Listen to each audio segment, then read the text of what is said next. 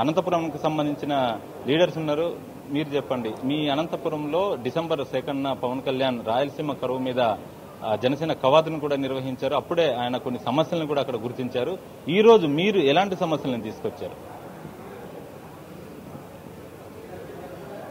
భారతదేశంలోనే రాజస్థాన్లోని జైసల్మేర్ తర్వాత అతి తక్కువ వర్షపాతం కలిగినటువంటి ప్రాంతం మా జిల్లా.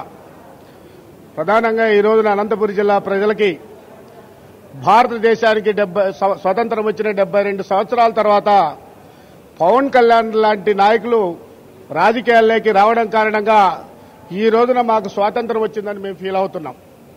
కారణం ఏమంటే ఈ 72 సంవత్సరాల స్వతంత్ర భారతదేశంలో రాజకీయాలను గమనించాం. ప్రతి ఒక్కరు కూడా నాకు తెలిసినంత వరకు 1990 వరకు ఈ దేశంలో కావచ్చు, ఈ రాష్ట్రంలో కావచ్చు, భారతదేశానికి స్వాతంత్రం తీసుకురావడానికి పోరాటం చేసినటువంటి కుటుంబాలకు సంబంధించినటువంటి వాళ్ళు ప్రజాప్రతినిధులుగా కొనసాగేవాళ్లు. 1990 తర్వాత ఈ రాష్ట్రంలో, ఈ దేశంలో వ్యాపారస్తులు రాజకీయాలకి ప్రవేశించడం ద్వారా ఈ దేశ రాష్ట్ర రాజకీయాల్ని వ్యాపారంగా మార్చేశారు. ఇలాంటి సందర్భంలో మనందరికీ కూడా తెలుసు. ప్రధానంగా మా అనంతపురం ప్రజలు ఎంతో సంతోషంగా ఉన్నాం. ఈ రోజున మేమైతే మా అనంతపురం జిల్లా రాజకీయంగా చైతన్యవంతం కలిగినటువంటి జిల్లా. కల్లూరు సుబ్బారావు లాంటి నేతలు, తరిమిల నాగిరెడ్డి లాంటి త్యాగ పురుషులు, ఇలాంటి మహనీయులు పుట్టినటువంటి గడ్డ మా జిల్లా. అనేక త్యాగాలకి దేశ రాష్ట్ర ప్రయోజనాల కోసం తమ వ్యక్తిగత ప్రయోజనాలని, వ్యక్తిగత ఆస్తులను కూడా తాకట్టు పెట్టి దేశ రాష్ట్ర ప్రయోజనాల కోసం పనిచేసినటువంటి జిల్లా మా జిల్లా.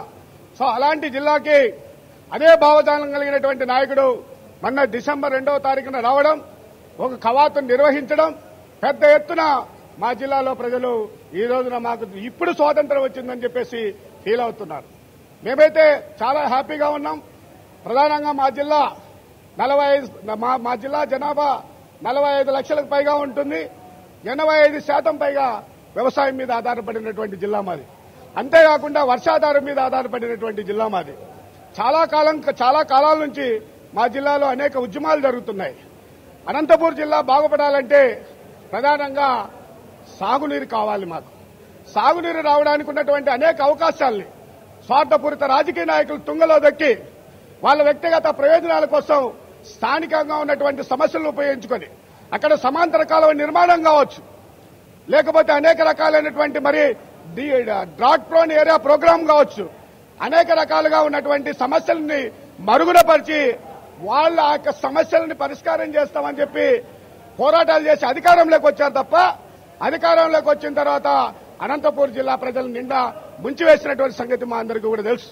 అందుకోసమే ఈ రోజున మా అనంతపురం జిల్లా వర్షాధారం మీద ఆధారపడినటువంటి జిల్లా, ప్రధానంగా వ్యవసాయం మీద ఆధారపడిన జిల్లా.